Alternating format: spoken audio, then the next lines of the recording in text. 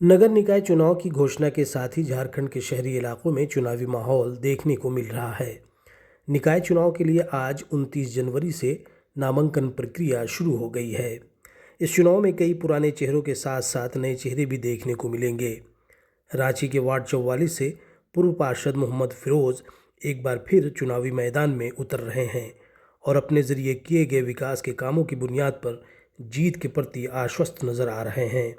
वहीं इस वार्ड से पहली बार चुनावी मैदान में बुशरा नसीम भी किस्मत आजमाने का फैसला किया है। इसके अलावा भी कई उम्मीदवार इसी वार्ड से लड़ने की तैयारी में हैं। उम्मीद का जहाँ तक बात है ना, तो हमने 8 साल तक अपनी वार्ड को सींचा है और जो विकास का काम हमने वार्ड 44 में किया है वो देखने लायक है और दिखाने लायक है।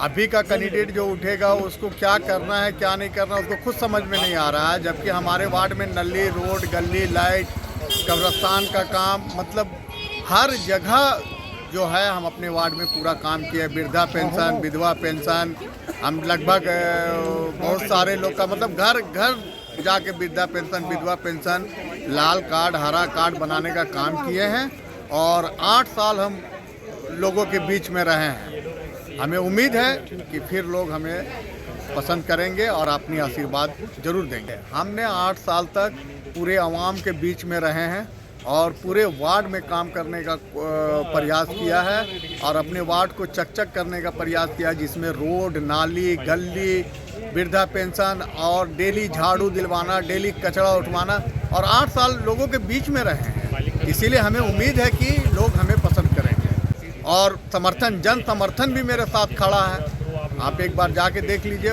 नॉमिनेशन कब फाइल करेंगे? नॉमिनेशन 2 तारीख को फाइल कर रहे हैं। इंशाल्लाह नॉमिनेशन बढ़िया रहा तो फिर मैदान में 7 तारीख के बाद आ जाएंगे। बुशरा नसीम 44 नंबर वार्ड से पार्षद के लिए दावेदार हूँ। चाहती हूँ कि 44 नंबर वार्ड का अच्छा से अच्छा काम हो, अच्छा बेहतर काम हो। हम लोग बहुत सारा काम किए हुए हैं यहाँ की आवाम चाहती है कि हम लड़ें।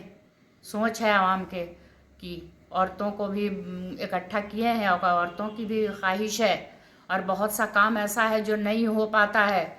औरतें अपने जेंट्स के पास जा नहीं पाती हैं, इसलिए मुझे चुन रही हैं उन लोग। कॉलेज का काम है, स्कूलिंग है, कोई किसी की फ़ी नहीं जमा हो पाती है, तो उस हिसाब से हम लोग काम करेंगे उसी ये से। मतलब इसलिए जज्बा किस तरह का है? पहले कुछ काम किया अपने आवाम के लिए? इसके पहले इलेक्शन नहीं हुआ था 15 साल तक हम इस वार्ड का काम किए। जितना वृद्धा पेंशन, राशन कार्ड, जितना बनाने का काम, सारा कुछ सुधीर दास मुझे सौंप के गए थे। सुधीर दास के को की लाई हुई हूँ मैं। सुधीर दास पूरा सपोर्ट किए मुझे और सुधीर दास के ये से काम किए। आज इलेक्शन हुआ है तो उस टाइम तो नहीं कर पाए, लेकिन इस बार इंशाअल्लाह करने की ख्वाहिश है।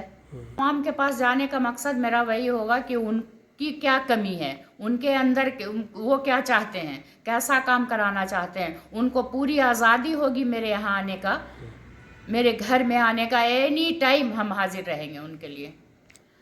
उनके रीज़न में काम हुआ, लेकिन सेटिस्फैक्शन तो कभी हो नहीं सकती है।